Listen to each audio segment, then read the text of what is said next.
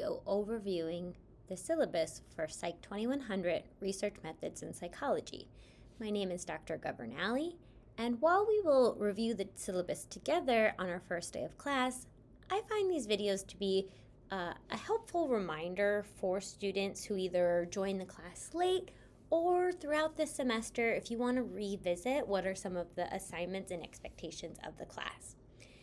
You'll see on the first part of our syllabus, it gives you the basic information about our class meeting times, how to get in touch with me, as well as our course prerequisites and required textbooks. One thing I want to point out in this first section are my office hours, which sometimes students aren't totally sure what their purposes is or whether or not they should be accessing them.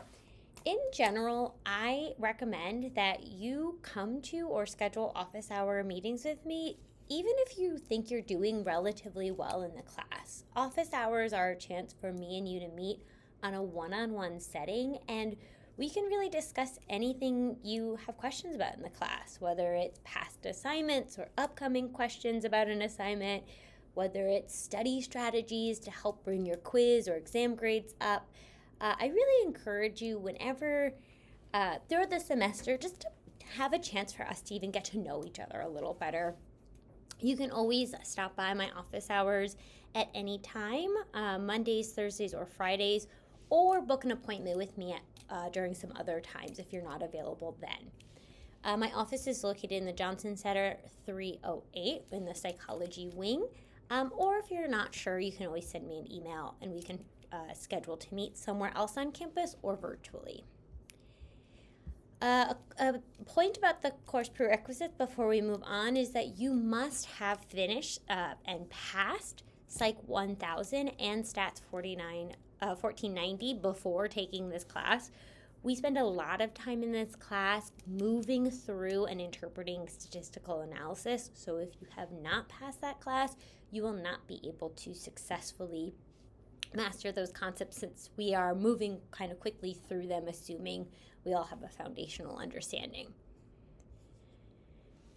In the next part of this syllabus, we really review the course purpose, and I won't read a lot of this text directly. I invite you to go onto our Canvas page and read what the goals and purpose of this class are. In general, we're looking at the ways to find, interpret, and then create our own psychological research, including published manuscripts, understanding APA style, ethics involving human research subject participation, and just a lot of different various activities to help you practice and gain mastery of those skills. A note about ChatGPT and AI in writing: this is designated in the core curriculum as a writing research class. Therefore, you will spend a lot of time, the majority of your points in this class, doing writing assignments. I understand writing is a skill that not everybody feels confident with and really only gets better through lots of practice, but that can still feel very intimidating. You will have opportunities when it will be appropriate to use ChatGPT or AI to help support your writing skills, and there will be assignments where it will not be appropriate. All assignments will tell you very explicitly how you should use ChatGPT or an AI assistant in your writing and how you should not. Any evidence that is found of using ChatGPT or AI inappropriately will result in notification to the university dean and some academic integrity violations. So ChatGPT, it's a great tool to support your writing skills in the same way a writing center advisor supports your writing center skills, but it will not be appropriate for other assignments like summarizing research articles, in which ChatGPT and AI is actually quite poor at. As I mentioned, the learning objectives of this class, we'll talk a lot about this as we review the syllabus together, but really the goal, as the psych department has stated, is to help you learn about communication when we're discussing and writing about psychological research.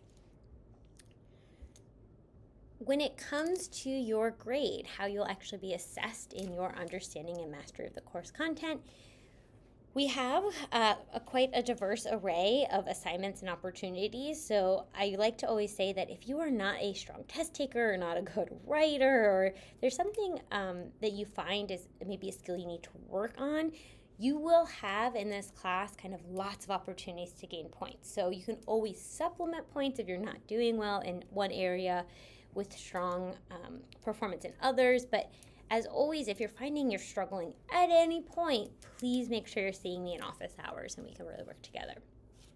So specifically, how are you being assessed in this class? We have reading reward points. Those are what you might call take-home quizzes. You have 14 quizzes based on the chapters of your textbooks. You must take those quizzes before we talk about that chapter in class, right? That's why it's a reading reward. For keeping up with the textbook, you'll take that quiz before we talk about the content in class. That will make sure that you're staying up to date with all of the material, and that in class we can really focus on practicing those skills. And while there are kind of weekly quizzes, there's quite a lot of them, 14, 4 are dropped, giving you a total of 100 points counted towards your final grade. So you could take all 14 and drop your lowest 4. You could take the first 10 or the combination of 10 and use those points, whatever works best for you. But overall, the 10 highest quizzes that you perform in the semester, that will count towards your final grade.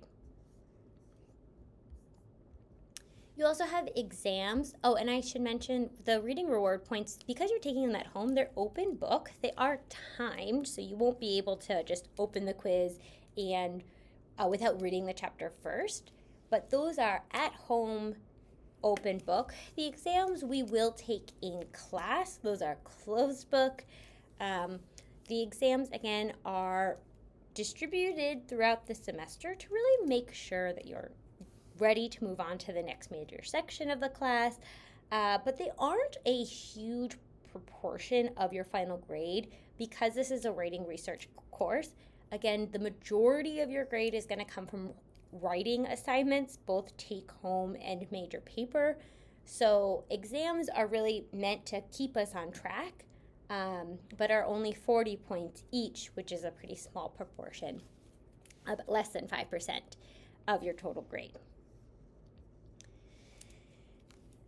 Otherwise, you do have writing assignments that will be due on a weekly basis to help you practice material and build up to your major papers throughout the class.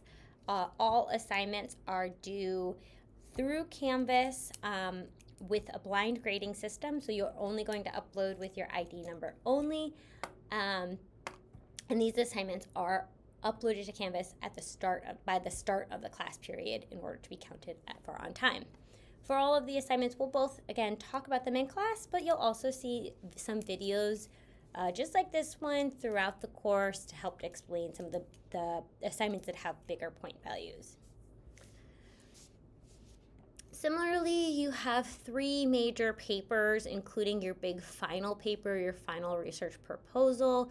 You have lots of opportunity throughout our 16 weeks of the class to learn about what this paper will look like, what are the components, what are the expectations. You'll have a specific video as well about that final project.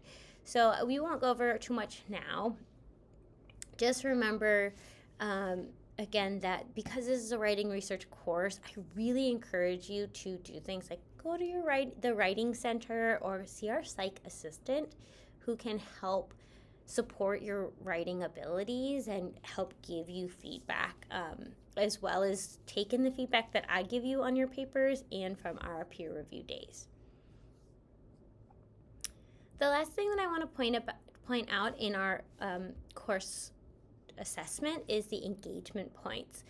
I don't take specific attendance, and you're not graded specifically on whether or not you attend class, but I do give you grades based on our in-class discussion board activities. These are opportunities to, like I mentioned, practice the skills that will be built up for your take-home writing assignments and ensure that you have understood the content from our textbook and our lecture. You can only receive those engagement points if you're in class. There is no completion of the discussion board if you are not in class that day. So in that way, it does track attendance. But instead, your engagement points are distributed on, are you engaging with the material? Are you trying to show, even if it's a first attempt, that you are understanding what we are talking about in that class? So we have weekly engagement activities and engagement points that are distributed based on your participation in that class, whether it's individual or with group work, and that can only be done if you're in class that day. The next part of this syllabus just gives you a grading breakdown of how points are distributed. Your points are calculated out of a total possible 850 points, and this is the distribution and when each assignment is due. Whatever proportion of points earned over 850 is calculated and translated into a letter grade at the end of the semester. Finally, the next few pages, again, which I won't super review, are just resources that I encourage you to look at, particularly if you are somebody who has an accommodation. You should be speaking with our disability access specialist to help get the support and share that accommodations document with me to make sure that you can be as successful as possible in this class. The Writing Center is a great place for drop-in hours where you can meet with a peer who can really just even help you interpret assignment instructions, brainstorm, provide kind of next steps. I think even better than using ChatGPT or AIs to just have a conversation. And the Writing Center provides even just virtual drop-in hours. So you don't even have to be on campus, even though they also do have people on campus every day to help you with some of those writing assignments. And then again, other sources, Procrastinators Anonymous, Title IX, and our Student Behavior and Responsibilities statement. Okay, the very last thing I just want to point out is how our course schedule works. The course schedule, we will follow this pretty much as closely as we can throughout this semester. Sometimes stuff has to get moved around, class gets canceled because of bad weather or because I'm ill, something. But I will always update the course schedule on Canvas so you'll know what we're covering. The biggest thing to keep in mind is that remembering that these assignments and quizzes are due before our class time, so before 12:40 on that date. So our first reading rewards quiz on chapter 1 in your textbook will be due before our class period on Thursday before 12:40. Same thing with the chapter 4, which will be due before Tuesday. The class on week 2, your research assignment and popular press assignment will be due before Thursday. In general, you'll find as we go through, you'll see when quizzes are due on Canvas that these are mostly due on Tuesdays. Writing assignments typically due on Thursdays, but you'll always see on that Canvas page what is upcoming and what is due by when. So I would say just keep up to date with understanding kind of whatever chapter we're reading that week and what assignment will be due by Thursday. That covers everything briefly that you'll need to know for this syllabus.